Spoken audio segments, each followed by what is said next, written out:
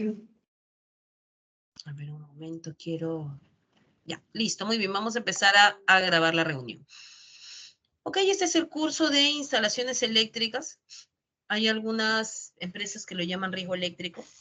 En realidad el nombre es indistinto. Hay algunos que simplemente le llaman electricidad. ¿Qué vemos en este curso de riesgo eléctrico o instalaciones eléctricas o electricidad? Vemos el potencial de daño que se puede generar en una persona cuando va a hacer algún trabajo con exposición a riesgo eléctrico. Cuando nosotros hablamos de electricidad, la probabilidad de daño en la persona está presente. Una persona que hace trabajos con presencia de riesgo eléctrico es una persona que se expone, es considerado incluso un trabajo de alto riesgo.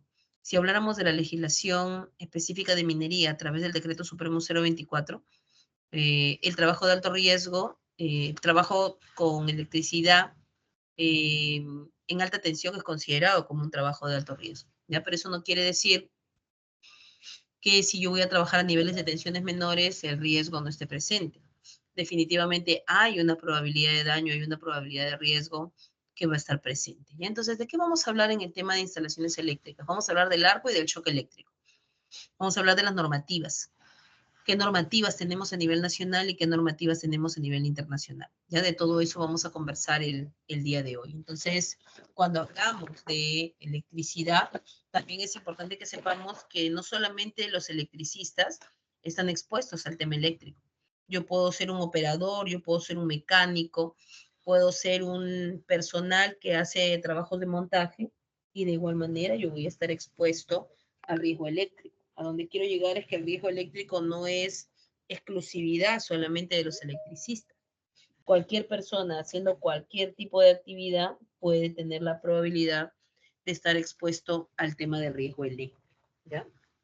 Muchas veces el riesgo eléctrico genera daños que son irreparables. Las personas que se exponen a la liberación de la corriente eléctrica pueden sufrir daños que incluso pueden llevarlos a la muerte. Le voy a ponerme audífonos. Me avisan, por favor, si igual se escucha, para que no se filtre la bulla. Entonces, cuando hablamos nosotros de riesgo eléctrico, estamos hablando de daños como este, ¿no? Cuando una persona está haciendo un trabajo con presencia de riesgo eléctrico, se expone a este tipo de cosas. ¿Qué puede haber pasado acá? Acá pueden haber pasado varios eventos, ¿no? Uno de ellos es que la persona haya estado trabajando y que al momento de realizar su actividad haya recibido una descarga eléctrica. Entonces, la descarga eléctrica pasa a través de su cuerpo y genera quemadura. Esta quemadura puede incluso provocar la muerte de la persona. Hay niveles, ¿sí? Hay niveles de riesgo en los cuales la quemadura puede incluso comprometer todo el cuerpo de la persona. Cuando nosotros hablamos de trabajos en caliente, de trabajos con presencia de riesgo eléctrico, estamos hablando de la posibilidad de que suceda esto. Cuando una persona está haciendo un trabajo y recibe una descarga eléctrica, la intensidad de la descarga eléctrica recibida pasa a través del cuerpo generando mucho daño. Hay un valor de amperaje que es igual al valor de 1.5 amperios. Este valor de amperaje, cuando pasa a través de la persona, genera destrucción de los tejidos, destrucción de los órganos, coagulación de la sangre. Por lo tanto, la muerte inmediata de la persona. Entonces, esto es lo que le ha pasado a este caballero. Él ha estado haciendo un trabajo en este tablero, ha recibido una descarga eléctrica que es conocido como un shock eléctrico. Ese shock eléctrico ha pasado por su cuerpo y ha salido, ha llegado a la tierra a través de sus pies. Entonces se ha generado una muerte por electrocución, que es lo más probable. Por eso acá se dice, ¿no? Se busca electricista esta vez con experiencia. ¿Por qué? Porque normalmente las personas que hacen trabajo con electricidad necesitan mucha experiencia para poder desarrollar sus actividades de manera segura, mucha experiencia y también mucho conocimiento, ¿ya? Entonces, cuando hablamos de energía eléctrica, vamos a hablar de normas. Dentro de las normativas tenemos normas nacionales y normas internacionales. Recordemos que las normas nacionales son de cumplimiento obligatorio. Cuando hablamos de normas internacionales, hablamos de normas que son optativas. No necesariamente yo tengo que cumplir una norma internacional, ¿ya? Las normas nacionales sí son de cumplimiento obligatorio. Si no me escuchan, me avisan, por favor, porque estoy usando audífonos para que no se filtre el ruido de la calle. Entonces, cuando hablamos de normas nacionales y hablamos de normas internacionales. Nuevamente, las normas nacionales son de cumplimiento obligatorio. Son normas que están dentro del territorio nacional y son de cumplimiento obligatorio. Sin embargo, las normas internacionales son normas que si yo deseo, las cumplo y si no las requiero, pues no. ¿No? Dentro de las normas internacionales más conocidas tenemos OSHA 1926, ANSI Z 244.1, NFPA 70E, INR10, ¿sí? Estas normas internacionales son americanas en su mayoría, menos NR10, ¿sí? Menos NR10. NR10 es la norma reglamentaria brasilera. Esta norma reglamentaria brasilera es de cumplimiento obligatorio en algunas unidades mineras, por ejemplo, las que forman parte del grupo Milpo. Atacocha, El Porvenir, Cerro Lindo, unidad, Cerro Lindo y unidad Cajamarquilla. Y entonces ahí es esa norma obligatoria, porque es una norma brasilera. Y ellos son de capitales brasileños, así que hacen que estas normas sean obligatorias. El resto son americanas. OSHA 1926 tiene mucha información acerca de capacitación. NFPA 70E es quizás una de las normas más conocidas en cuanto a riesgo eléctrico, ¿no? Incluso muchas de las normas en países latinoamericanos han sido copiadas de esta normativa NFPA 70E, así que son algunas normas internacionales bastante conocidas. OSHA 1926, por ejemplo, ¿de qué habla? OSHA 1926 habla acerca de las capacitaciones. Para OSHA es de suma importancia capacitar al personal. Todas las personas que forman parte de los procesos deben ser capacitados, incluso aquellos que no tienen nada que ver con las actividades que involucran el tema eléctrico. Pero ellos consideran que deberían de conocer al menos los procesos de bloqueo. ¿Para qué? Para evitar este tipo de eventos. Tenemos una persona que hace un trabajo, esta persona tenía aire acondicionado en su oficina, se percata que alguien le ha cortado el aire acondicionado y decide subir el switch, ¿no? Como esta persona no ha sido capacitada y no tiene conocimiento acerca de lo que es un candado, de lo que es una tarjeta, va al panel de control y simplemente levanta el switch, ¿no? Levanta el switch y no le importa que haya otra persona que pueda estar siendo afectada por la activación de la energía, porque ese levantamiento del switch significa pues que está activando nuevamente la energía. ¿Ya? Entonces, activa el switch, el trabajador está haciendo el trabajo de mantenimiento en el ventilador, se prende el ventilador y la persona sale volando. Entonces, por eso es que OSHA considera que todas las personas tienen que ser capacitadas. ¿Ya? Es uno de los requerimientos que tiene OSHA para el tema de formación, ¿no? Que todos tengan que ser capacitados, principalmente si es que hay presencia de riesgo eléctrico. NFPA 70E es una norma más técnica. NFPA 70E habla de criterios técnicos como, por ejemplo, las distancias, las señalizaciones. NFPA quizás sea probablemente una de las normas más completas en el tema de electricidad. Por ejemplo, ¿no? NFPA tiene este cuadro en el cual nos habla del nivel de daño que puede tener la corriente eléctrica en el cuerpo humano. Y nos da este cuadro, ¿no? Que es bastante interesante. Es un cuadro muy antiguo en el cual se ha hecho el análisis para determinar la influencia que tiene la corriente eléctrica en el ser humano, pero en un rango definido, ¿no? En un rango definido, en un peso de 52 a 68 kilos. Entonces, en esta norma OSHA, en esta norma NFPA, ellos evalúan el nivel de daño que se puede tener en el ser humano cuando recibe un determinado paso de corriente eléctrica, por ejemplo, ¿no? Si una persona recibe un paso de corriente eléctrica entre 6 y 9 miliamperios, ¿qué es lo que va a pasar?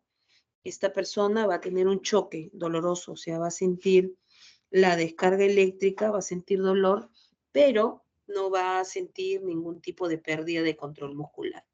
Cuando hablamos de pérdida de control muscular, estamos hablando, por ejemplo, de algo que se llama tetanización. La tetanización se da cuando una persona no tiene control, ¿sí? No tiene control sobre sus músculos. Por lo tanto, y en el caso del tema eléctrico, esto se vuelve muy peligroso porque al no tener control de sus músculos, ¿qué es lo que va a pasar con esta persona? Se va a quedar pegada. Y ahí es donde empieza uno de los principales riesgos cuando hacemos trabajo con corriente eléctrica, ¿no? Luego también tenemos el paso de corriente eléctrica de 15 a 23 miliamperios. ¿Eso qué significa? Si una persona recibe una descarga eléctrica entre 15 y 23 miliamperios, ¿qué es lo que va a suceder? Empieza el umbral de no soltar. Casualmente el umbral de no soltar es el momento en el cual la persona ya no tiene poder sobre sus músculos. Entonces, como no tiene poder sobre sus músculos y no puede movilizarlos por el paso de la corriente eléctrica, el tiempo que la persona recibe la descarga se incrementa. Y al incrementarse el tiempo, el nivel de daño también, ¿ya? En este cuadro también podemos observar cómo el paso de corriente eléctrica de 0.5 amperios genera el cese de la actividad cardíaca. Y en la parte final podemos observar cómo el paso de la corriente eléctrica en un valor de 1.5 amperios genera la quema de los órganos y los tejidos y por lo tanto la muerte prácticamente inmediata de la persona. ¿Ya? Este es un cuadro general del FPA. Hay otros cuadros, por ejemplo, hay un cuadro donde habla del valor de 30 miliamperios. 30 miliamperios es el valor de corriente eléctrica que pasando a través del corazón genera un paro cardiorrespiratorio, ¿no? Entonces, hay varios cuadros de NFPA, pero este es como que uno de los primeros cuadros que se hizo conocido, ¿ya? Entonces, NFPA habla de esto, explica esto, ¿no? El nivel de corriente, cuál es el potencial de daño que puede tener en una persona o en un ser humano. NFPA también te habla de las distancias, distancia de aproximación limitada y distancia de aproximación restringida. Estas distancias son las distancias que el personal tiene que respetar para poder hacer un trabajo de manera segura. En este cuadro, por ejemplo, hablamos de corriente directa. Está el nivel de potencial en una de las columnas y en la parte superior tenemos frontera de aproximación limitada para conductor móvil expuesto, que es el cable, y para parte del circuito fija expuesta, que vendría siendo una celda, ¿no? Una subestación. Y aquí te van dando las distancias. De 100 a 300 voltios, 3 metros, como frontera de aproximación limitada. Y como restringida, evitar el contacto. 75 kb, ¿cuánto es la distancia? De aproximación limitada, 3 metros, 3 metros 30. Y de restringida, metro 20. Entonces, ahí me van dando los parámetros que el electricista tiene que tomar en cuenta para evitar un riesgo de electrocución. Recuerden que cuando nosotros trabajamos con corriente eléctrica, la corriente eléctrica es un flujo de electrones. Estos flujos de electrones generan campos electromagnéticos. Estos campos electromagnéticos, eh, estos campos electromagnéticos son invisibles. Si nosotros entramos a los campos electromagnéticos, aunque no toquemos el conductor, igual nos exponemos a la liberación de energía. Casualmente, para eso son estas fronteras de aproximación limitada restringida y hay una más que es prohibida. Este es el mismo cuadro para corriente alterna. Entonces, de la misma manera, en una vertical tenemos los voltajes y en las demás tenemos distancia de aproximación limitada y distancia de aproximación restringida. En FPA 70E también me habla de la rotulación. En el lado derecho vemos el rótulo de shock eléctrico, pero en FPA recomienda también hacer la rotulación para el arco eléctrico, que es el rótulo que está a la izquierda. Entonces, en esta rotulación te explican qué es lo que tú tienes que rotular, tanto para arco como para shock.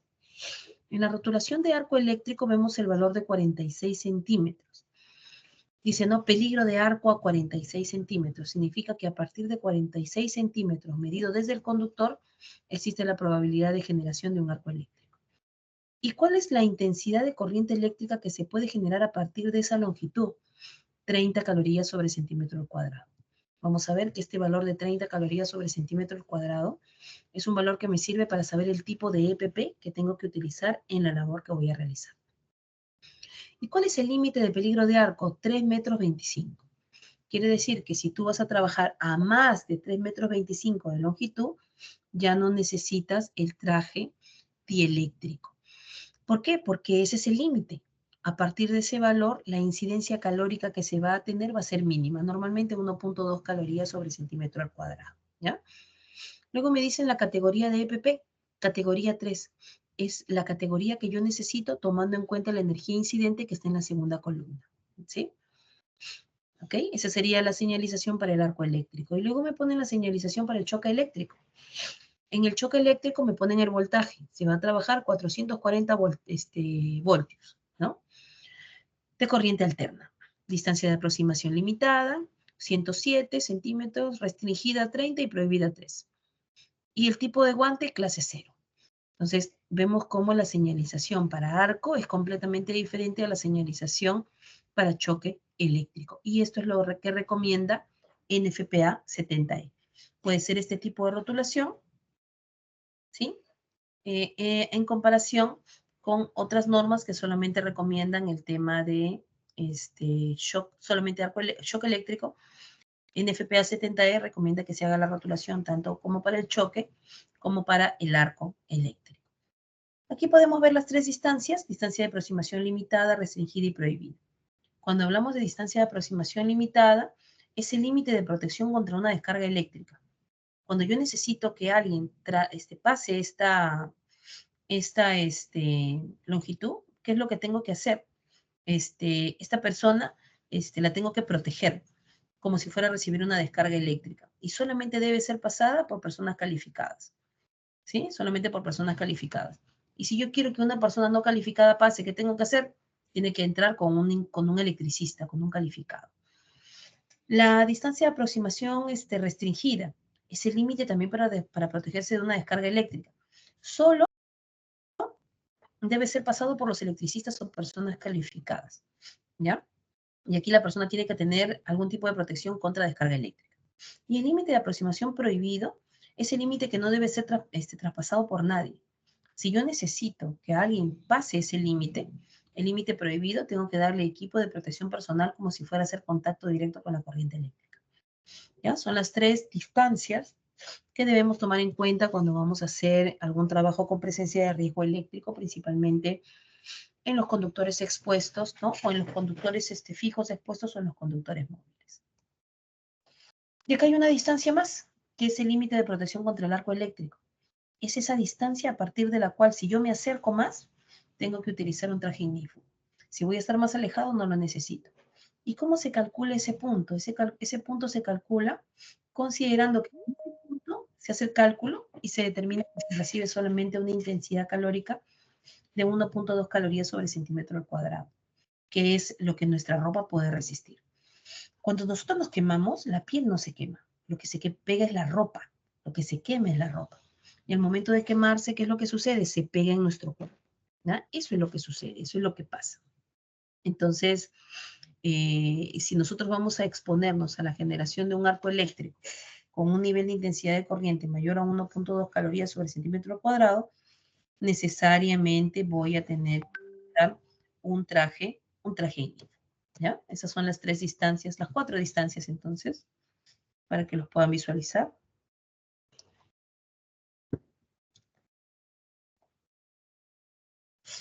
Listo, esas serían las cuatro distancias. Si yo me voy a acercar, o sea, si yo me voy a acercar del límite de protección contra arco eléctrico más cerca, me voy a acercar en esta dirección, más cerca al conductor, voy a necesitar un traje con resistencia calórica sobre centímetro al cuadrado, que es este que estamos visualizando acá.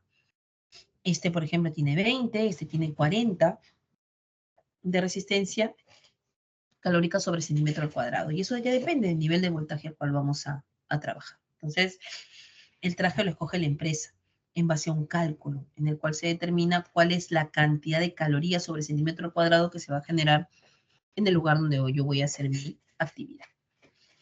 ¿Ya? Luego también tenemos, en el tema de los guantes, también existe una diferencia entre las longitudes de los guantes.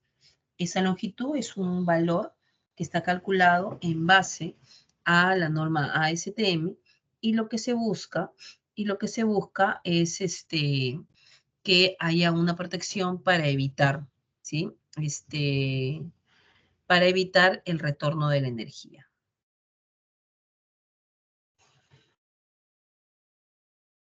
Ya, para evitar el retorno de la energía.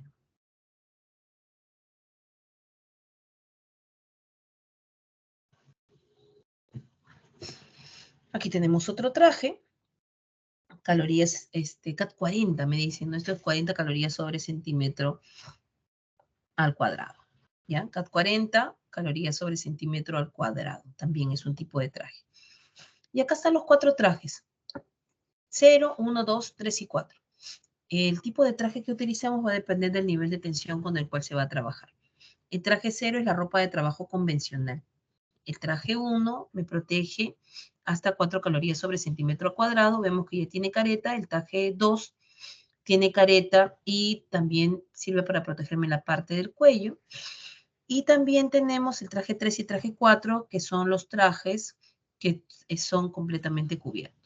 ¿Ya? Entonces son los 4 tipos de trajes que me sirven para protegerme del arco, de un arco eléctrico. Entonces, eso es lo que me dice de manera principal en FPA 70E. En realidad tiene mucho más información.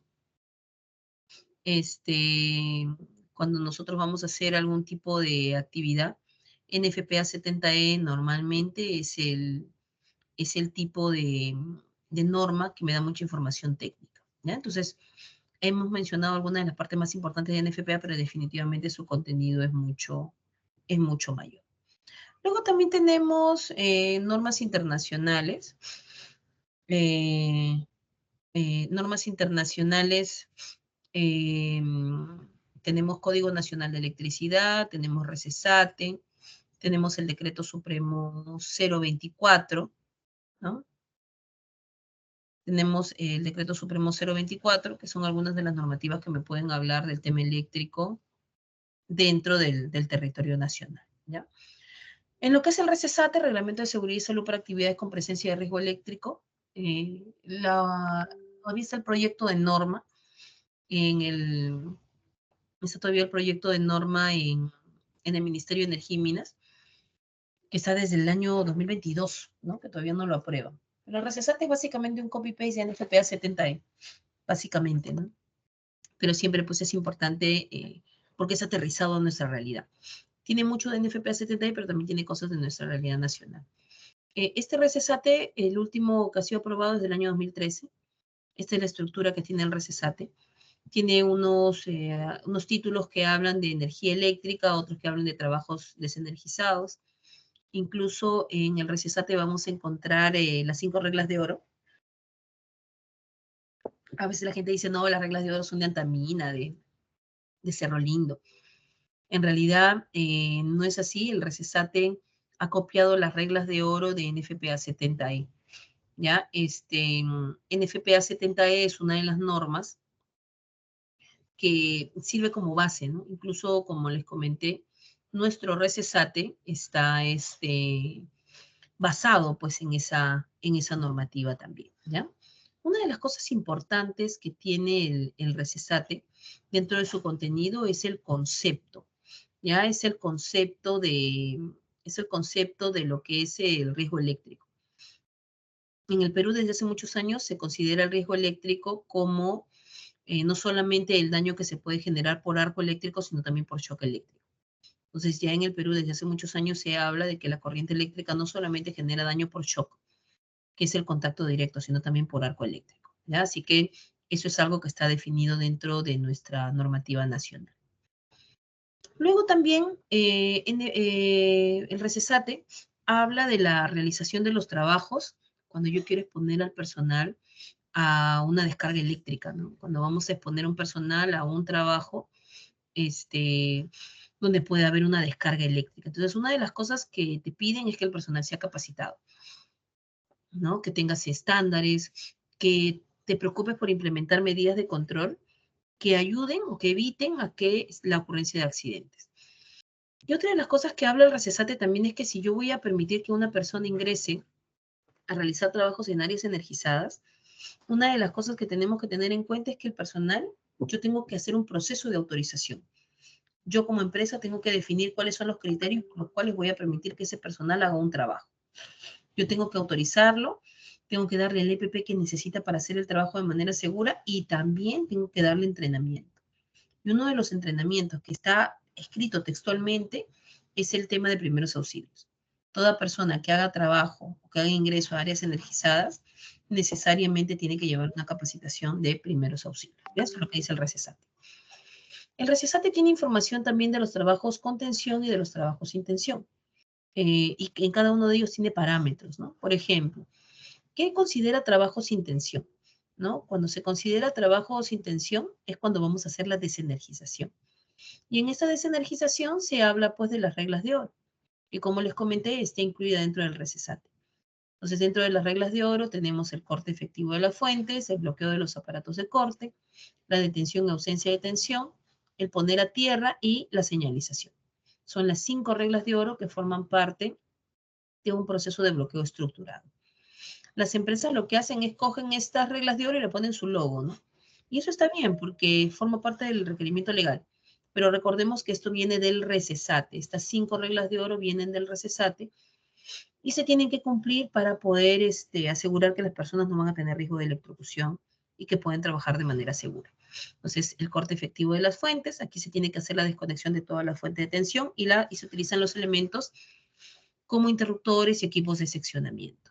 Luego tenemos el enclavamiento, ¿no? Que es lo que nos va a ayudar a evitar que otra persona externa pueda hacer la reconexión de la energía. Luego está la verificación de ausencia de tensión, que se puede realizar con diferentes dispositivos. Uno de los más usados es el dispositivo que sirve para medir la presencia de amperaje. Entonces ahí, por ejemplo, una de las cosas que tenemos que tener en cuenta es que el equipo esté funcionando de manera adecuada. He tenido casos de empresas, por ejemplo, que han tenido sus equipos sin baterías o equipos dañados o deteriorados. Y cuando han hecho la medición, han asumido que no hay voltaje, ¿no? O que el voltaje está por debajo de los valores definidos, pero en realidad lo que ha pasado es que el equipo pues está dañado o no tiene baterías, ¿no? Entonces, el tipo de equipo que se utiliza ya lo determina la empresa dependiendo del nivel de tensión con el cual va a trabajar, pero siempre hay que asegurar que esté pues en buenas condiciones, ¿no? Luego también hay que colocar la tierra y cortocircuitar los equipos y finalmente señalizar y demarcar el área de trabajo. Si se dan cuenta en la fotografía de abajo, tenemos una persona que está trabajando en una subestación con todo su equipo completo y hay otra persona que quiere ingresar sin el EPP. Entonces, donde él ha puesto la línea es probable que hasta ahí sea el límite de arco, ¿no? Entonces, si la persona ingresa y está sin traje y se genera un arco eléctrico, el que está con el traje completo no le va a pasar nada porque está protegido, pero el otro que está ingresando puede recibir quemaduras hasta 3er grado, que es el potencial de daño que genera un arco eléctrico, ¿ya? Luego tenemos también que hay artículos que hablan de trabajos con tensión. ¿Qué considera trabajos con tensión? ¿O qué trabajos con tensión se pueden ejecutar de acuerdo al RECESATE? Todos aquellos que tienen tensiones menores a 25 voltios, o sea, de 24 para abajo. Vamos a ver más adelante cómo se hace el cálculo. Entonces, este tipo de trabajos se pueden hacer solamente si es estrictamente necesario, si es que el trabajo que vamos a hacer así lo exija, ¿no? Por ejemplo, vamos a hacer alguna medición de tensión, de corriente, no puedo desenergizar, porque si no, ¿cómo mido? Entonces, en esos casos, ¿no? O cuando la continuidad del suministro es importante. Por ejemplo, ¿no? Si cortamos acá, se queda sin luz media ciudad. Entonces, ahí podemos hacer trabajo con tensión. Si es que ese no es el caso, lo que se debería de hacer es cortar la energía eléctrica y permitir que el personal haga sus actividades, ¿no? En el trabajo con tensión, ¿qué debo tomar en cuenta? Se tienen que tener procedimientos y también tengo que tener definido cómo voy a capacitar, cómo voy a entrenar, cómo voy a autorizar al personal que va a realizar este tipo de actividades, ¿ya?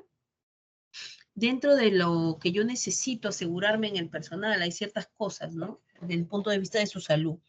Por ejemplo, ¿no? Su alto grado de habilidad manual, su coordinación visual y motora, su capacidad de concentración y su sentido de responsabilidad. Incluso este personal debería de pasar también un examen médico desde el punto de vista de salud mucho más exigente que los exámenes convencionales. Y también pasa una evaluación psicológica, ¿sí? Porque hay muchas cosas que se tienen que evaluar con una persona que va a hacer algún trabajo con presencia de riesgo eléctrico. Entonces, esos son los requerimientos que se tiene para el personal. Tengo que tener yo como empresa un proceso de habilitación. El personal tiene que ser evaluado. Tengo que darle EPP y también tengo que darle equipos y materiales que sean adecuados, o sea, acorde con el nivel de tensión con el cual ellos van a trabajar. Luego tenemos el Decreto Supremo 024. El Decreto Supremo 024 es aplicable a minería, pero muchos de los artículos del 024 son tomados en cuenta dentro de otros rubros, porque es uno de los pocos reglamentos completos que tenemos. Primero, el 024 tiene un capítulo de electricidad, en el cual en el artículo 360 dice que cualquier trabajo con presencia de riesgo eléctrico que realicemos en el rubro minería de manera obligatoria tiene que cumplir también con el RECESATE, con el Código Nacional de Electricidad. ¿Ya? O sea, por más que yo haga trabajos en minería o en cualquier rubro, el Código Nacional de Electricidad y el RECESATE son obligatorios. Luego tenemos otro artículo del 024 donde nos dice que todos los trabajos en instalaciones eléctricas deben ser llevados a cabo por trabajadores especializados en circuitos desenergizados y contar con planos, ¿no? Y que todo tiene que cumplir con el Código Nacional de Electricidad. Luego tenemos otro artículo en el Decreto Supremo 024 que dice, ¿no? Si vamos a hacer algún tipo de trabajo, el equipo tiene que estar desenergizado y descargado, ¿no? Todos ponen su candado, ¿no? Si un circuito tiene la necesidad de hacer varios trabajos, todos ponen su candado, trabajador y supervisor.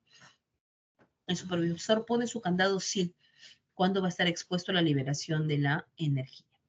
Y luego en la parte de abajo hay algo más importante, ¿no? La primera persona que coloca su candado antes de empezar a trabajar, prueba de energía cero. Y otra cosa, yo pongo mi candado y yo lo retiro. Yo no le puedo dar esta responsabilidad a otra persona. No, él me va a retirar el candado o yo puedo poner su candado. No. Usted pone su candado y usted lo saca. Hacer lo contrario puede ser considerado como una falta grave y una condición de empleo. En el artículo 346, el Decreto Supremo 024 indica que si vamos a hacer algún tipo de trabajo o actividad en algún cliente, el titular minero, en este caso sería la empresa responsable, tiene la obligación de identificar las energías presentes para proceder a bloquearlas. Por eso es que cuando ustedes van a hacer trabajo se encuentran matrices de bloqueo. ¿Qué es la matriz de bloqueo? Es el documento donde están indicados todas las energías que se tienen que bloquear en un equipo previo a su intervención. Luego también en el artículo 347 me dicen todo tiene que ser bloqueado y me ponen el término lockout, tagout o loto, bloqueo y etiquetado. En el 348, los bloqueos aíslan la fuente principal y no circuitos secundarios. Por ejemplo, si yo quisiera cambiar un foco, yo puedo apagar la luz, pero no estoy bloqueando el circuito principal. Entonces puede haber una descarga eléctrica. Entonces siempre se tiene que bloquear el sistema de control, ¿sí? Siempre se tiene que bloquear, perdón, la fuente principal. Siempre se bloquea la fuente principal. ¿Ya? En el artículo 349, solamente el personal por el titular minero puede hacer trabajos con presencia de riesgo eléctrico. ¿Ya? Eso es lo que dice el Decreto Supremo 024. Luego también tenemos el Código Nacional de Electricidad. El Código Nacional de Electricidad es de cumplimiento obligatorio en todos los sectores económicos. Todos tienen que cumplir con el Código Nacional de Electricidad. Y el Código Nacional de Electricidad tiene dos cosas importantes. Uno, la puesta a tierra y dos, el diferencial. La puesta a tierra para protección de personas tiene que tener una resistencia máxima de 25 ohmios, pregunta de examen. Y el diferencial para protección de personas tiene que tener una apertura de 30 miliamperios para protección de personas. ¿Ya? Esa es pregunta de examen. Acá siempre me refutan, me dicen, no, la puesta a tierra tiene que ser de 5. Sí, cuanto menor sea la puesta a tierra, más protege a los equipos. Incluso hay equipos en los cuales el mismo fabricante te dice, yo te preservo la garantía siempre y cuando tú me asegures que tu pozo a tierra tenga 5 ohmios de resistencia. ¿Ya? Entonces, es protección de equipos, pero eso no es protección de personas, ¿ya? Y en el caso del diferencial, también hay diferenciales superinmunizados que tienen una apertura de 2 miliamperios, pero eso no es para protección de personas, es para protección de equipos. Ahora, si le ponen de 2 miliamperios, mucho mejor, ¿no? Muchísimo mejor. Pero para protección de personas, 30 miliamperios en el diferencial y 25 ohmios de resistencia en el pozo a tierra, ¿ya? Esas son preguntas de examen. Entonces, ¿qué nos da el Código Nacional de Electricidad? Aparte de eso, distancias. a qué distancias podemos poner las estaciones de servicio, a qué distancia deben estar las líneas de las viviendas, de los cruces, de las pistas, de las avenidas. Y también nos habla de la faja de servidumbre, que es el espacio libre que se tiene que dejar donde no puede haber nada, porque existen dos cosas. Uno, riesgo de arco eléctrico, y segundo, generación de ondas electromagnéticas debido a los campos electromagnéticos que genera el paso de la corriente eléctrica. De eso también nos habla el Código Nacional de Electricidad, que debería ser respetado, ¿no? Miren ahí, de 10 a 15, 6 metros, de 20 a 36 kilovoltios, 11 metros, ¿no? Por eso es que los cercan, para que nadie viva ni haga ningún tipo de tránsito ahí. Entonces ahí está lo que nos da el Código Nacional de Electricidad, incluso nos da distancias que se deben de tener en cuenta de las líneas electrificadas hasta las redes de telecomunicación. Hay una distancia que se debería de respetar, pero bueno, en el país no se respeta, ¿no? Y aquí está un cuadro resumen. Ahí lo voy a dejar un ratito para que tomen nota. Este cuadro resumen del contenido del recesate. Ya del contenido del recesate.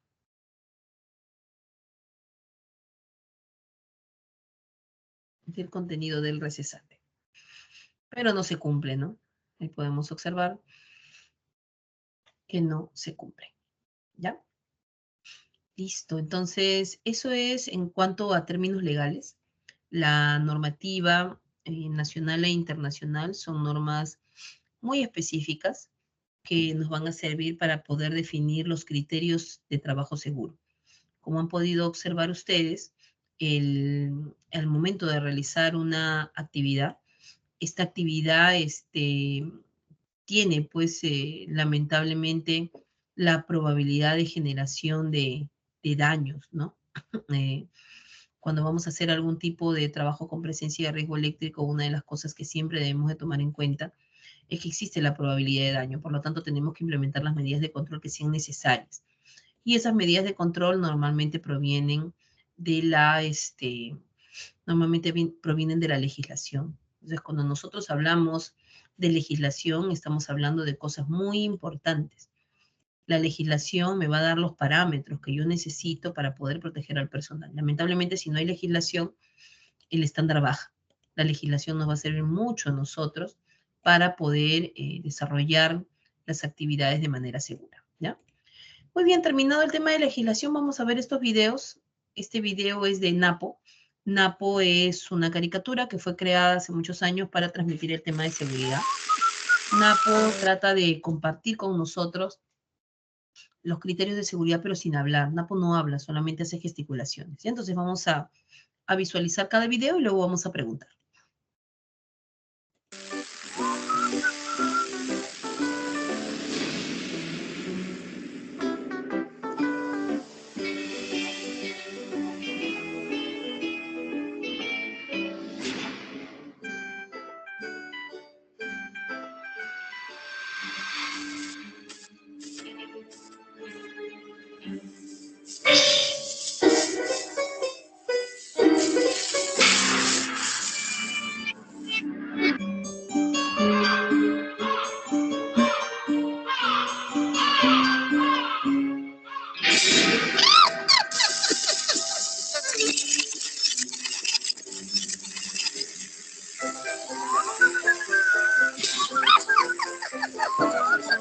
Muy bien, ¿qué pasó aquí? Esta es una persona que no hace trabajos, no es un electricista. Este señor que hemos visto acá no es un electricista, este señor es un operario que está haciendo un trabajo con una herramienta de poder. ¿Qué pasó aquí? Juan Canelo, ¿qué sucedió con este caballero? Buenos días, eh,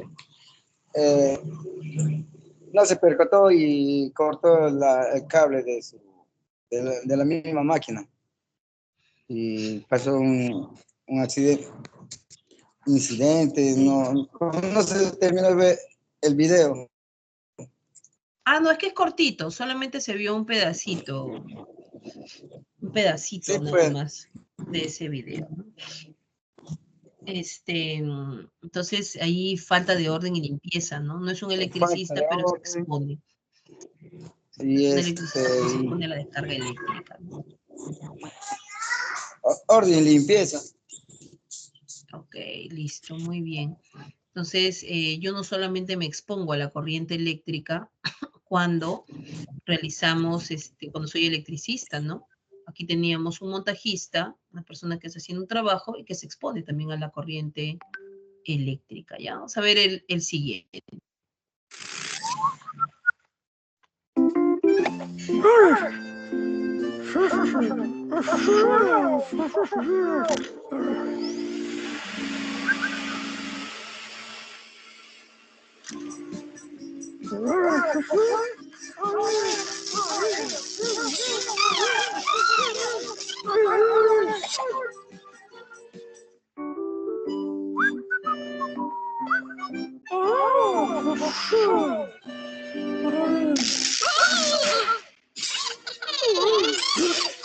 Ok.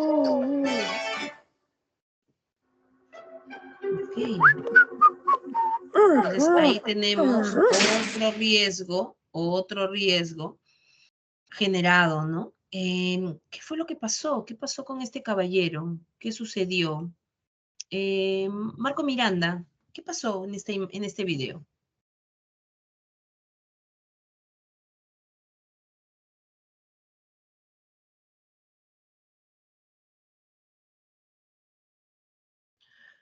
¿Marco Miranda está presente? ¿Marco Miranda está presente?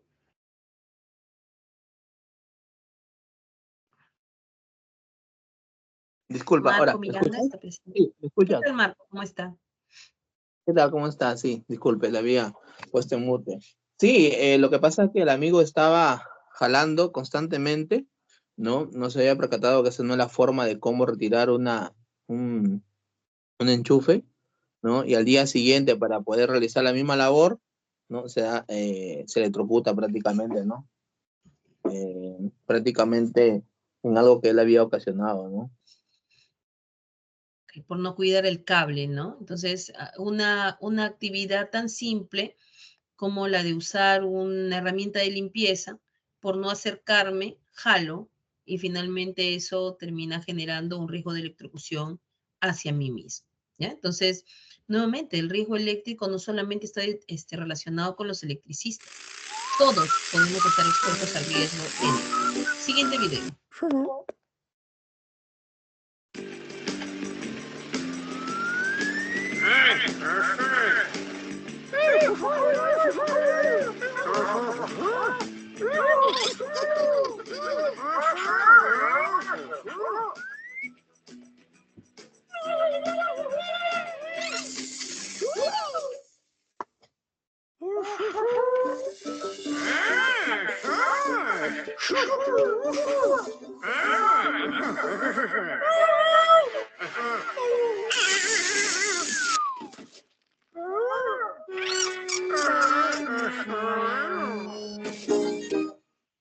Este es un evento bien conocido, ¿ah? Tiene un nombre particular. A ver, quizás alguno de ustedes me lo puede decir. Patricio Díaz, ¿qué pasó en este evento? Sí, buenas tardes. Lo que ocurrió fue que no midió la distancia correcta. Decidió una descarga. No estaba el carro fue en contacto con el piso, pues fue un punto de fuga hacia el suelo. No le entendí muy bien, amigo. No sé si puede elevar un poquito más la voz. Ya, ok. Lo que ocurrió fue que el carro no midió pues la pala y el momento que cruzó pues entró en la distancia donde pudo romper la rigidez eléctrica y se provocó un punto de falla a tierra y pues recibió una descarga eléctrica al camión. Ok. ¿Y sabes cómo se llama ese efecto que acabamos de ver? Tiene un nombre conocido.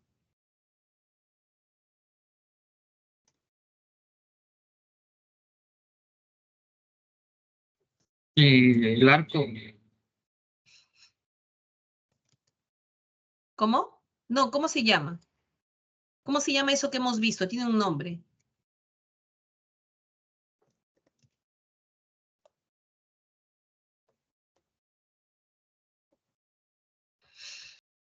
Ok, se llama tensión de toque y tensión de paso, ¿ya? Tensión de toque y tensión de paso.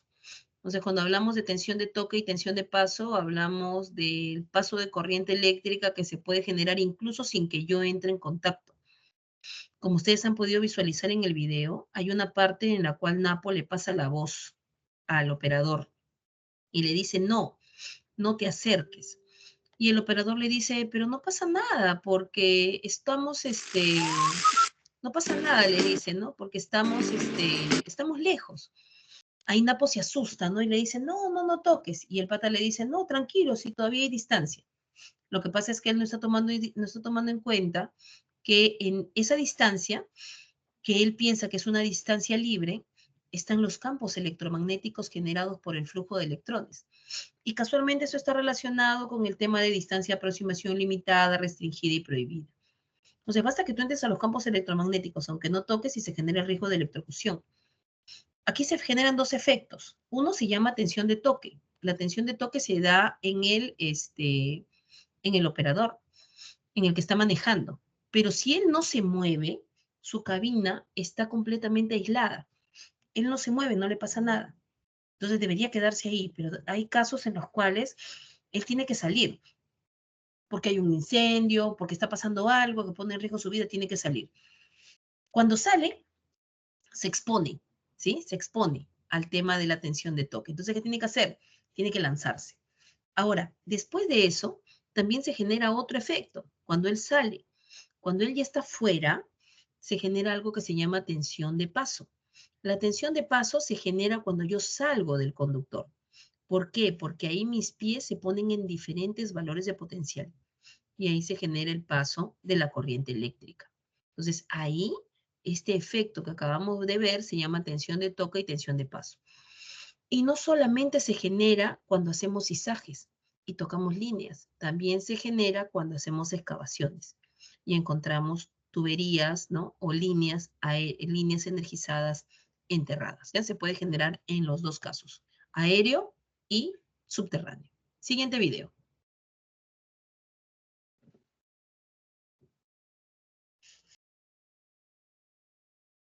Ay, voy a poner volumen, perdón.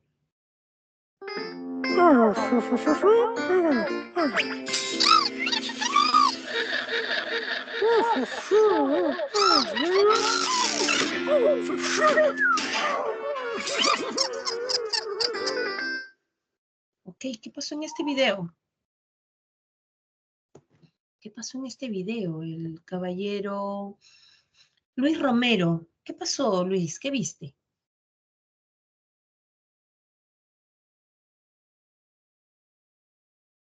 Buenos días. ¿Qué tal, Luis? ¿Cómo estás? Estaba brincando lavando el carro, la batería. En contacto directo ahí con la tapa no estaba colocada y se le cayó. ¿Y qué recomendarías para que esto no suceda? A levantar la capota, asegurar eso, la capota, para hacer su trabajo. ¿Ya? ¿Qué más recomendarías para evitar el tema de electrocución? ¿Cómo no lo copié? ¿Qué más harías para evitar el tema de, porque aquí lo que pasa es una descarga eléctrica, una electrocución? Sí, poner toda la tierra a tierra, todo, desconectar todos Así los es. cables. Así es, hay gente que trabaja con maquinaria pesada y a veces no quiere aterrar el equipo. No, ¿para qué? ¿Acaso que hay corriente y ya desconecté la batería? Pero puede haber un contacto, ¿sí? Se genera una descarga eléctrica, ¿sí? Se genera una descarga eléctrica, que puede causar daño a la persona. Entonces, por ejemplo, los equipos de maquinaria pesada, si les van a hacer mantenimiento, hay que aterrarlo. Hay que colocarlo a tierra, hay que ponerle su tierra para evitar este tipo de daños que puede darse porque normalmente el mecánico no trabaja con herramientas que sean aisladas, ¿no? Normalmente les dan las herramientas convencionales, ¿ya? Listo, entonces esos son algunos de los eventos que pueden generarse cuando hacemos trabajos con corriente eléctrica y como han podido ustedes visualizar, Esto no necesariamente le pasa a los electricistas. O sea, el potencial de daño que puede haber en una persona por corriente eléctrica puede ser en cualquier tipo de actividad. Incluso hemos visto un video de una persona que se encarga de hacer labores de limpieza. Todos, de una u otra manera, podemos estar expuestos, ¿ya? Vamos a ver el último video.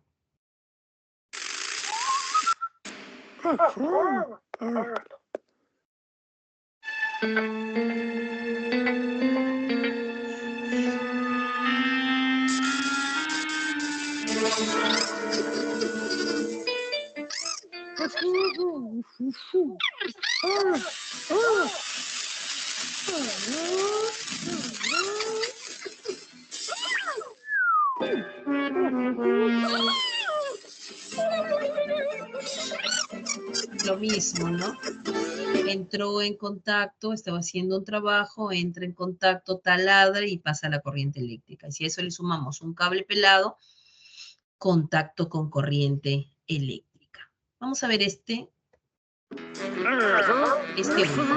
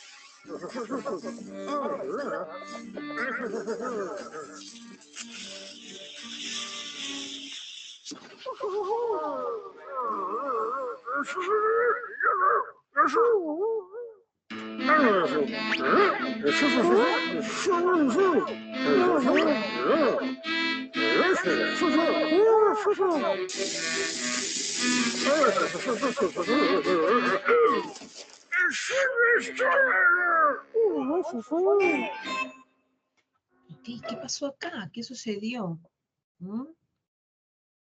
¿Qué sucedió en este evento? El señor Rudy Bedía. Rudy, ¿qué tal? Buenos días. Buenos días. ¿Qué tal, Rudy? ¿Qué pasó en este último video que acabamos de visualizar? Lo que pasa es que la extensión la extendía muy enrollada y por ende está haciendo una bobina. Y al hacer una bobina crea calor, crea corriente parásita. Muy bien, ahí tenemos generación de una bobina, ¿sí? Quizás una persona con poco tiempo trabajando no lo sepa, ni siquiera le pasa por la mente. Cuando trabajamos con este tipo de equipos, la cercanía de los cables, la generación, la interposición de los campos electromagnéticos puede generar incremento de temperatura y puede generar fuego. Entonces, cuando vamos a hacer algún tipo de trabajo y vamos a jalar una extensión para trabajar con una máquina de soldar que consume tanta corriente eléctrica en amperaje, lo que tenemos que hacer es estirar el cable, ¿sí? Estirar el cable para evitar la generación de la bobina, ¿ya? Excelente, muy bien. Muchísimas gracias a todos por su participación. Entonces, cuando nosotros hablamos de corriente eléctrica, hay ciertas cosas que hay que tomar en cuenta. La corriente eléctrica, ¿sí? La corriente eléctrica puede generar mucho daño y lo más importante de la corriente eléctrica es que no la vemos, sabemos solamente que existe. Entonces, tenemos necesariamente que tomar control, implementar las medidas de control que sean necesarias para que esta corriente eléctrica no nos genere ningún tipo de daño. Entonces, para poder tener en claro eso, hay que tener en cuenta también los conceptos. Entonces, por ejemplo, ¿no? ¿Qué es la corriente eléctrica? La corriente eléctrica es un flujo de electrones, ¿sí? Que tienen carga negativa, que van a través de un cable, de una tubería, en este caso de un conductor que es el cable de cobre, llevando la energía. Entonces, nuevamente, como lo he venido repitiendo desde el inicio, genera algo que se llama campos electromagnéticos. ¿Ves? La corriente eléctrica. Luego también tenemos los conceptos de conductor y aislante. ¿Qué es el conductor? El conductor es el que permite el paso de corriente eléctrica. Si hay corriente eléctrica y hay un conductor, la corriente eléctrica va a pasar por ahí. El ser humano es un gran conductor de corriente eléctrica, no por resistencia, ¿no? Ejemplos de conductores, todos los metales. ¿Qué es un aislante? El aislante es el que no permite el paso de corriente eléctrica. Por ejemplo, ¿no? El plástico, el vidrio, la madera, no permiten el paso de corriente eléctrica, ¿ya? Conductor y aislante. Luego también tenemos el concepto de circuito eléctrico. El circuito eléctrico es el lugar por donde transita la corriente eléctrica. Y un circuito eléctrico está conformado por un generador, que es la fuente, que es el que genera la corriente eléctrica. El receptor, que es el que la transforma la energía eléctrica, ¿no? Un interruptor. Por ejemplo, en mi casa, el interruptor de luz transforma la energía eléctrica en intensidad luminosa, ¿ya? Luego tenemos el receptor, que es el que transforma, el hilo conductor por donde va la corriente eléctrica, y el interruptor, el que me sirve para prender y apagar, cortar o permitir el paso de la corriente eléctrica, ¿sí? Ahí tendríamos el circuito eléctrico. Y en el tema de la corriente eléctrica hay 3 magnitudes que nos la han enseñado a todos en el colegio en quinto de secundaria. Intensidad de corriente en amperios, diferencia de potencial o tensión en voltaje y resistencia en ohmios. Y de ahí sale la ley de Ohm. La intensidad de corriente es igual al voltaje entre la resistencia. De estas 3, la que causa el daño al ser humano es la corriente eléctrica, ¿sí? La corriente eléctrica en amperios es la que causa el daño. Entonces, cuanto más me expongo a la intensidad de corriente eléctrica, mayor es el potencial de daño que yo tengo, ¿ya?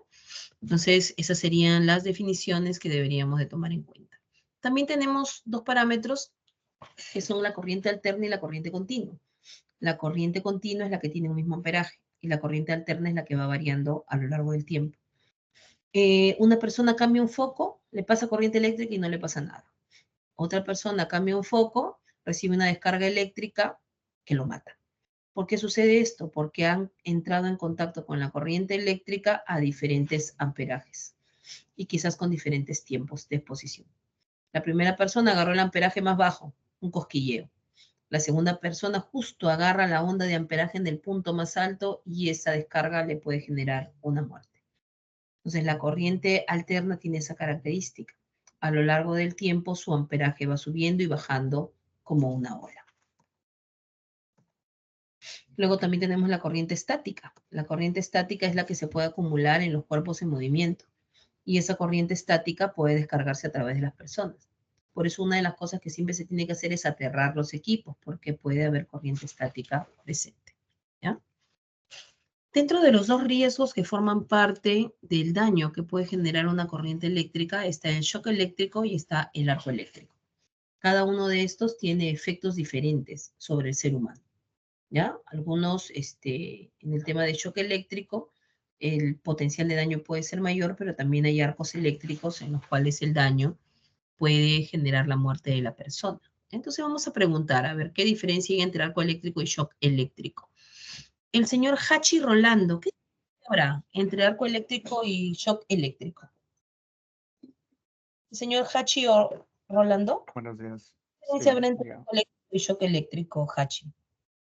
bueno, en el shock eléctrico Dar la es la cantidad de amperaje es mayor a la que puede soportar el cuerpo humano y los músculos se contraen también. En cambio, en lo que es el arco eléctrico, bien.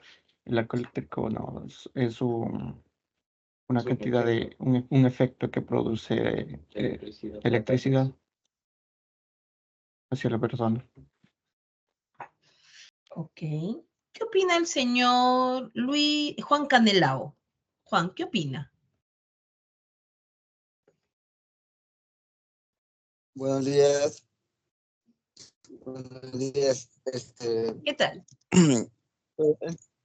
El choque eléctrico es un factor que causa daño a la persona. Y el shock es que causa también, pero como un incidente. Ya. ¿Qué opina Rudy Bedia? O Bedia. El shock eléctrico es prácticamente sin contacto directo donde efectivamente los músculos se contraen, pero a la vez también si estás usando los zapatos eléctricos, prácticamente no llega a ser tierra, llega a ser como un paso de corriente. Entonces el arco destruye prácticamente por la intensidad que tiene, destruye prácticamente, te carcome rápidamente. Ok, en el tema del zapato, parte de lo que usted dice es cierto, ¿no? Si yo tengo un zapato dieléctrico, la corriente eléctrica sabe que no va a poder llegar a la Tierra por ahí y va a buscar otro camino, ¿no? Entonces, te da una protección, pero tiene que ser complementado también con otras cosas. Muy bien. ¿Qué opina Vladimir Inca? ¿Qué diferencia? La pregunta, no se olviden, ¿no? La pregunta es ¿qué diferencia hay entre el arco eléctrico y el choque eléctrico? Vladimir Inca, ¿qué diferencia habrá entre el shock y el arco? El arco eléctrico es lo que te genera la muerte, ¿no? ¿Y el shock no genera muerte? Una lesión, o sea, te puedes quemar, pero no te mueres. Bueno, parte de lo que dice es cierto, ¿no? La ocurrencia del arco eléctrico tiene mayor letalidad que un shock eléctrico. En un arco eléctrico hay un incremento de temperatura que se da incluso en el ambiente, que incluso puede terminar afectando a las personas que están a los alrededores. Entonces, por ese lado sí podríamos decir, ¿no? Que el shock eléctrico quizás tiene un potencial de letalidad mayor que el arco eléctrico y mucho más si hablamos de cantidad de personas, ¿ya? Muy bien, muchas gracias a todos por su participación. El arco eléctrico y el shock eléctrico se pueden dar cuando hacemos trabajo con presencia de riesgo eléctrico. El shock eléctrico es el contacto directo de la persona con la corriente eléctrica, o sea, aquí se genera el paso de corriente eléctrica a través de nuestro cuerpo. En el caso del arco eléctrico, en el arco eléctrico la corriente sale de su conductor, atraviesa el aire y termina descargándose sobre algún cuerpo. Y nuevamente el potencial de daño es mucho mayor porque hay un incremento de temperatura. La temperatura puede incrementarse hasta los 20.000 grados centígrados. Y es por eso que uno de los principales daños que se generan cuando tenemos arco eléctrico es las quemaduras de tercer grado, que es lo que finalmente termina acabando con la vida de las personas, ¿ya? Aquí les pongo los principales riesgos. En el tema del arco eléctrico, las quemaduras por el incremento de temperatura. Lesiones a los ojos, porque hay proyección de partículas incluso incandescentes, ¿eh? Y también otro tipo de lesiones porque se generan explosiones debido al incremento de temperatura, ¿ya? En el caso del choque eléctrico, el choque eléctrico es el paso directo de la corriente eléctrica a través del cuerpo y genera algo que se llama fibrilación, ¿sí? Genera fibrilación, genera la detención del funcionamiento del corazón, ¿no? Entonces, es un nivel de daño más interior a las partes internas de nuestro cuerpo. El arco eléctrico sí es más exterior, ¿ya? El choque eléctrico también genera algo que son las embolias. ¿Qué es la embolia? La embolia es la coagulación de la sangre. Entonces, cuando la sangre se coagula, ya no tiene la facilidad para poder fluir, entonces la persona muere, ¿no? Porque no hay una irrigación sanguínea. Y esas serían las principales daños que se pueden generar en cada uno de estos casos, ¿no? Tanto para el arco eléctrico como para el choque eléctrico. Lo voy a dejar un ratito ahí para que tomen nota porque aquí hay varias preguntas del examen. ¿Cuáles son los daños que se generan en arco eléctrico y en shock eléctrico? ¿Ya? ¿Cuáles son los daños que se generan en arco eléctrico y en shock eléctrico?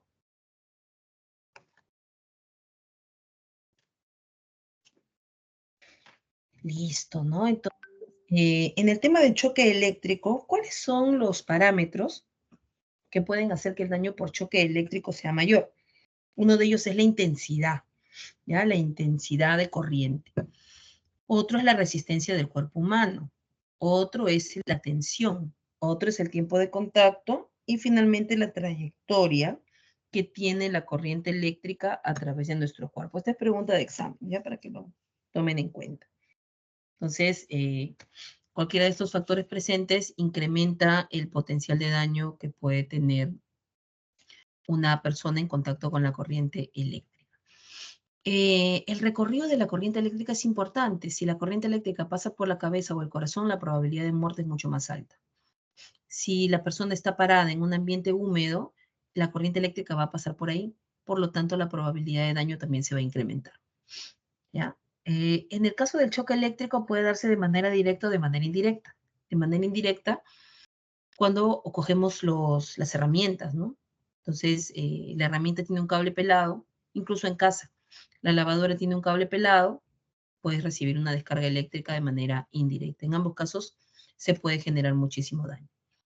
En el tema del choque eléctrico está también la tensión de toque y la tensión de paso, que eso lo habíamos visto en el video de Napo. Entonces, cuando la persona toca es tensión de contacto o tensión de toque. Y cuando transita alrededor es tensión de paso. Por eso es que en las líneas de alta tensión les ponen enmallado. ¿Sí? Les ponen malla, que es considerado como una puesta a tierra, para evitar pues, la descarga eléctrica en el personal que está en los alrededores. ¿Ya? Otra cosa, y en el tema del choque eléctrico, aquí está la metodología de cálculo para los 24 voltios, ¿se acuerdan en el RECESATE? Se pueden hacer solamente trabajos con presencia de corriente eléctrica si el voltaje es menor a 25 voltios, o sea, 24. Y ese 24 voltios es considerado como un voltaje de seguridad. Y se calcula como la multiplicación de la intensidad por la resistencia. Entonces ahí tenemos el voltaje es igual a la intensidad por la resistencia. Entonces, ¿cómo se saca ese voltaje de seguridad? Es igual a la resistencia, que es la resistencia del cuerpo humano mojado, 800 ohmios, por la corriente que es peligrosa para el ser humano, se considera 30 miliamperios, que es la cantidad de corriente que genera daño, que genera la paralización del corazón. Entonces ahí tenemos, multiplicas 0.3 por 80, y estamos hablando de 24 voltios. ¿Ya? 8 por 3, 24 voltios. Ese sería el voltaje de seguridad. Y hay otro valor que es el valor de 50 voltios que se saca con el cuerpo seco. ¿Ya? Yo prefiero, o la normativa también prefiere trabajar con el cuerpo húmedo, porque tú puedes empezar seco, pero puedes sudar, puede caer solución. Entonces es mucho más seguro trabajar con el valor de cuerpo húmedo, ¿ya? Que sería el valor de 24 voltios, ¿ya? 24 voltios. Ese valor está en el RECESATE también. Lo voy a dejar ahí un ratito para que puedan visualizar. No sé si alguien tiene alguna pregunta hasta ahí.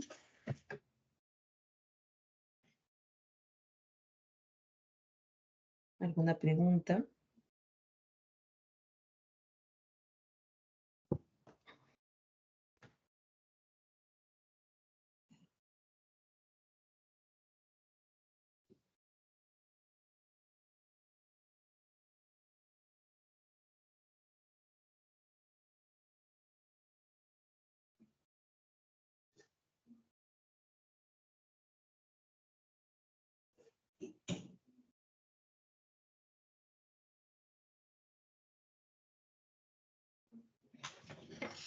Listo, ¿no? Cálculo de voltaje de seguridad.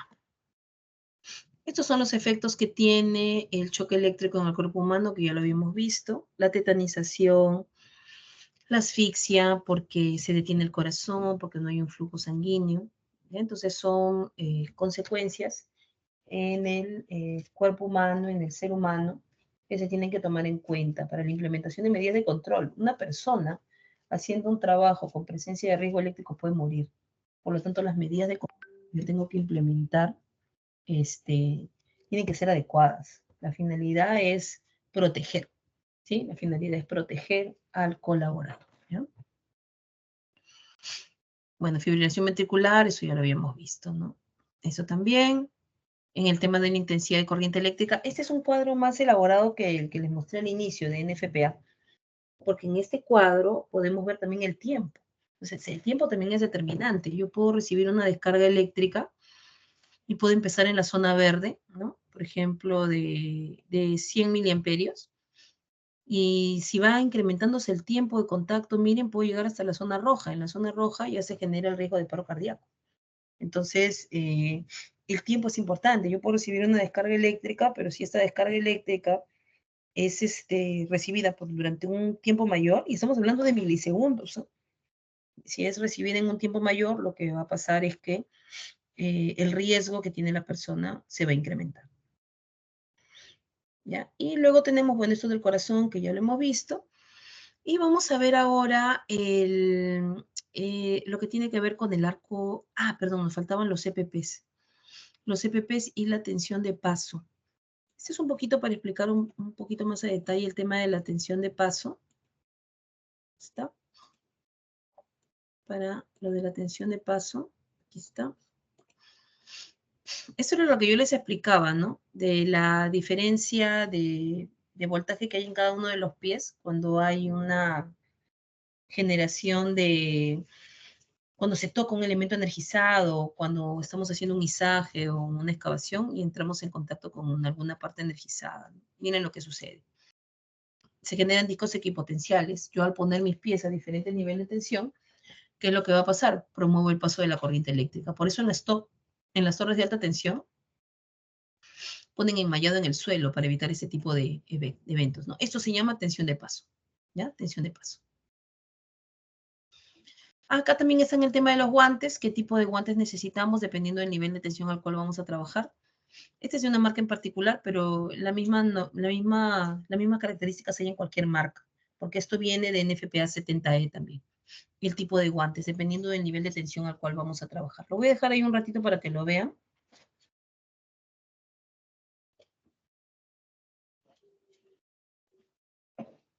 Si hay alguna pregunta, la pueden realizar.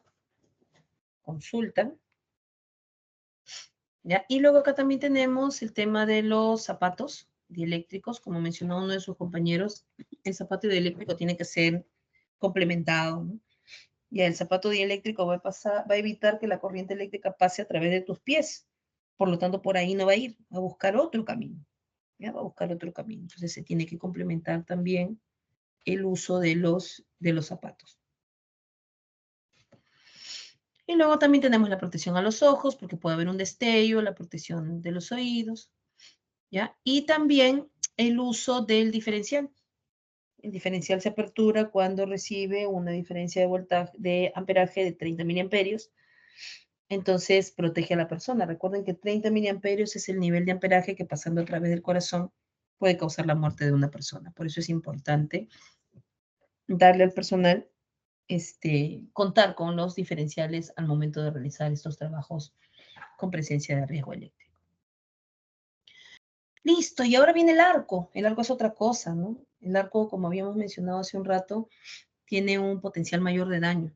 Este es un arco eléctrico, genera fuego, incremento de temperatura. No solamente va a dañar a la persona que está trabajando, puede dañar a los que están a los alrededores.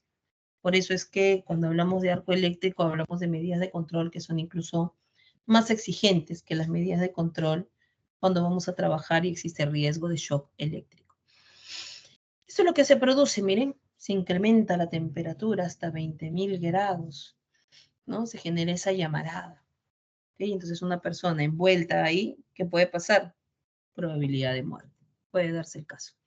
Todo esto está presente en un arco eléctrico, incremento de temperatura. El incremento de temperatura hace que los metales pasen al estado gaseoso. Se genera una onda sonora que puede ir de 120 a 165 decibeles. Recuerden que el ser humano como máximo soporta 85. Si va a trabajar con más de 85, tiene que utilizar tapones auditivos. Entonces, el electricista que hace trabajos donde hay exposición a arco eléctrico, de manera obligatoria tiene que utilizar tapones. ¿Ya? Se genera una intensidad luminosa que puede incluso causar daño a los ojos. ¿Ya? Entonces, muchas cosas suceden. Está más a detalle, ¿bien? Todo esto pasa. Y finalmente, las partículas incandescentes, que son las que generan la quemadura de hasta 3er grado de una persona que esté expuesta al arco eléctrico. ¿Ya? Por eso es que la persona necesita el traje ignífugo, ese traje con resistencia calórica sobre centímetro al cuadrado, porque en el momento del arco eléctrico se generan estos daños. Ahí es donde la persona puede morir carbonizada, ¿ya? Entonces, esto sucede, la persona sale, ¿no? Sale expulsada incluso. Esto se genera normalmente cuando se hacen trabajos en subestaciones, ¿no? No es un riesgo convencional, pero puede darse el caso. Entre fases y la tierra se da este tipo de daños. Y actividades específicas que lo generan: abertura y cierre de interruptores, abertura y cierre de puertas, instalación de equipos de prueba, mantenimientos y medición de sistema, falla de los equipos, mal mantenimiento o incluso acumulación de polvo. El polvo acumula estática.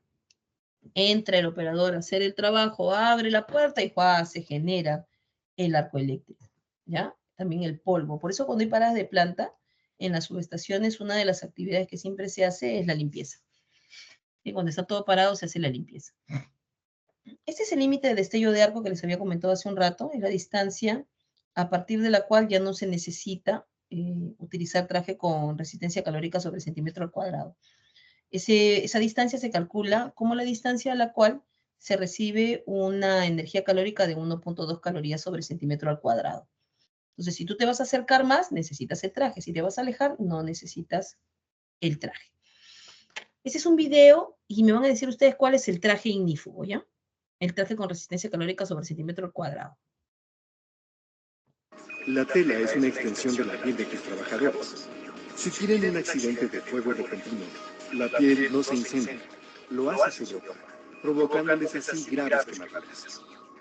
No tomar conciencia de la importancia de la prevención de accidentes causados por fuegos repentinos origina importantes daños humanos y económicos. Es importante que cuides tus recursos y evites pérdidas considerables. Por eso, protege a tus trabajadores con ropa confeccionada con tela ignífuga y mantén seguro a tu equipo en cada momento.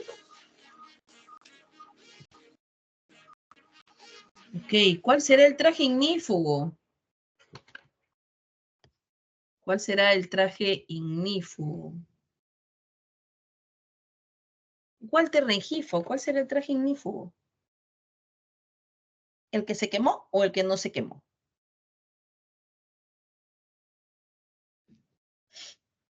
¿Walter Rengifo está presente? ¿Walter Rengifo está presente? Acuérdense que estamos grabando, ¿eh? William Ruiz, ¿cuál será el traje ignífugo? ¿El que se quemó o el que no se quemó? Señorita, buenos días. Sí, señorita. Señorita, buenos días. ¿Qué tal? ¿Cuál será el ignífugo? ¿El que se quemó o el que no se quemó? El que no se quemó, señorita. El que no se quemó, señorita. Muy bien, ¿no? Entonces, esa es la protección que da el traje ignífugo. Se genera el arco eléctrico, no lo evita. Se genera igual el arco eléctrico, pero ¿qué es lo que hace el traje ignífugo? Evita que la persona se queme, ¿ya? Ese es el principal, la principal función que tiene el traje ignífugo, ¿ya? Evita la quemadura. Entonces, cuando se quema la ropa, se pega al cuerpo de la persona. Y como se pega al cuerpo de la persona, ahí es donde se generan las quemaduras de segundo y tercer grado, de tercer grado principalmente.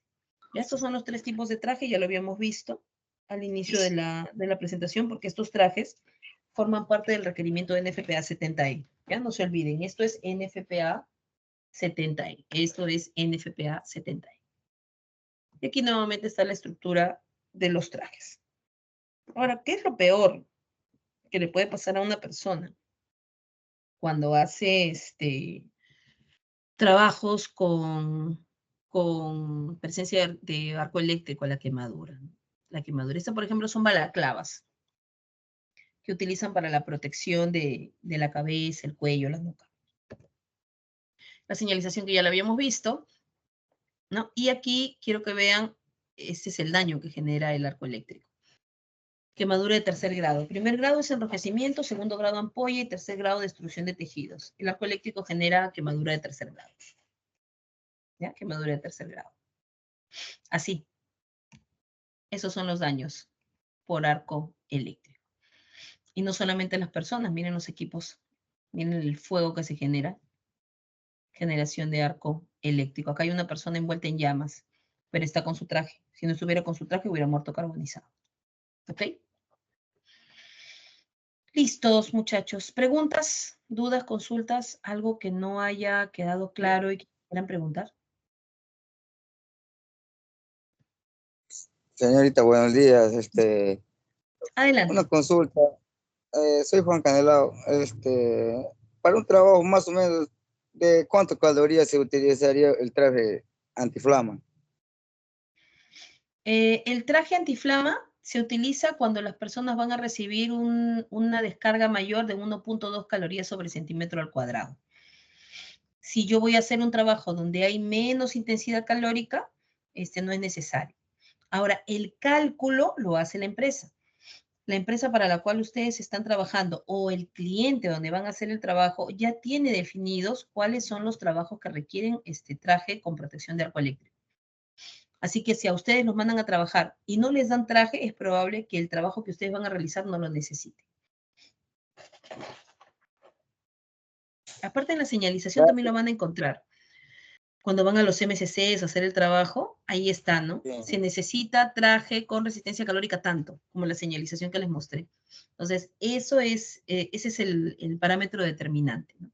Normalmente el dueño de casa, el que les pide el servicio, ya sabe que ustedes van a hacer un trabajo donde existe probabilidad de arco eléctrico y va a exigir que traigan su traje, o incluso hay algunos MCCs donde el traje está colgado para que ustedes lo usen. Gracias. Listo, muy bien. ¿Alguna otra pregunta? Ok, voy a detener la grabación. Gracias a todos por su tiempo. Y ahora sí, por favor, cámara.